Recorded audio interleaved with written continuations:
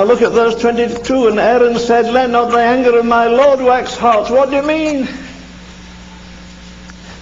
Because Moses had been in the presence of God and God was angry. And he taught holy anger.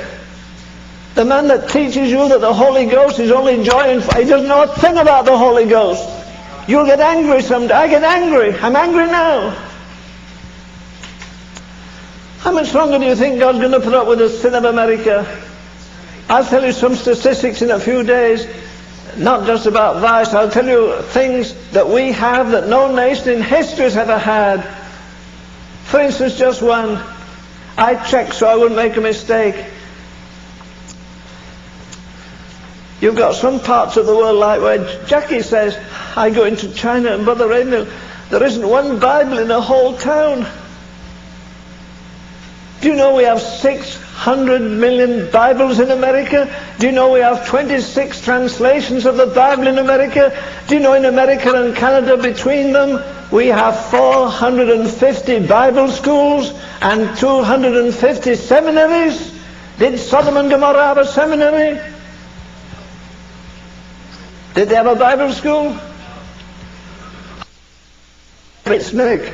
America fought World War I in the backyard of Europe. She fought World War II in the backyard of Europe. She fought the Middle East war in the Middle East. She hasn't suffered a thing. I got up one morning and opened the door, looked out, and the neighborhood had disappeared. I looked down the tree, there's a baby up in a tree. There's a man's leg sticking out of the debris. There's a chair leg sticking out there. Why? Because the Germans raided us in the night. America hasn't suffered that much.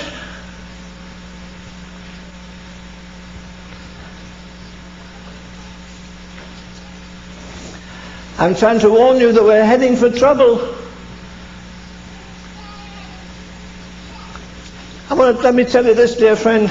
With all the churches and everything we have, God, G-O-D, is N-O-T, not on trial in this critical hour in history. God is not on trial, His church is on trial. And she doesn't have an answer to the problem. We're like Mother Hubbard, our cupboards are bare. Where is the supernatural? Do you think Jack isn't filled with God when a woman comes running down the street and kneels in front of her and the woman's all pockmarked? She's prostituted 40 years, and she says tremblingly, Miss Jackie, please take the devil out of me. I'm full of the devil, and you're full of God. Will you please? And every day of her life almost, she casts out demons. She doesn't even claim to be a Pentecostal. She does claim to be a Christian. I've got the greatest Pentecostal preacher in the world coming to see me in 3 days. I'm going to ask him a question. One of the greatest Pentecostal theologians came to see me. I have a stack of his books. And I said, I'm just reading the history of Azusa Street by Bartleman. And it says after the the first page, it says on the second page, there are 70 million Spirit-filled Pentecostals in the world today. And I said to him, listen, tell me this. Is this record true? Are there 70 million Spirit-filled Pentecostals? Oh no, Mr. Ravenhill. Bartleman wrote that 5 years ago. I said, well, what's the story now?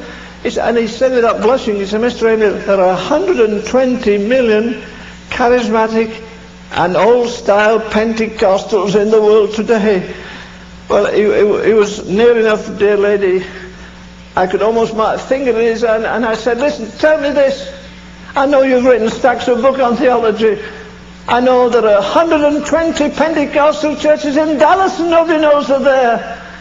You admit, he said, no, there are not 70 million Pentecostals. I said, is a Pentecostal a man that's full of the Holy Ghost and speaks in tongues? Yes. He said, there are 120 million of them in the world. I almost knocked his head over, but I said, well, brother, tell me this, were there 120 million in the upper room? Oh, no. I said, well, what's the difference between their baptism of the Holy Ghost and yours? Don't tell me it's tongues. Every devout Mormon in Salt Lake City speaks in tongues. It's part of their religion.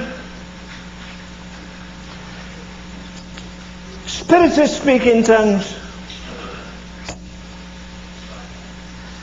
Who cares a hill of beans if you speak in tongues, if you're bad-tempered, if you're jealous, if you get the last ounce of money out of somebody, the last ounce of work out of somebody? Come on! We're 1,000,000 miles removed from apostolic Christianity.